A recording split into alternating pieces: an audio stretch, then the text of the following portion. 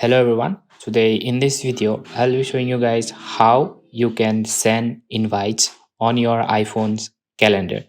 The invite will be on your events. So yeah, let me show you guys how you can do it. So for that, you need to open your calendar, and as you can see, there is an event from the dot here dot.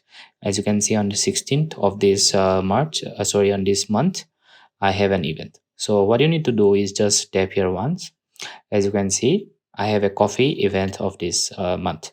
You need to tap here again, and when you come to this screen, what you need to do is tap the edit button. And after tapping the edit button, if you see here, there is an button called invites, and from here you can invite any of your friends to this event on your calendar.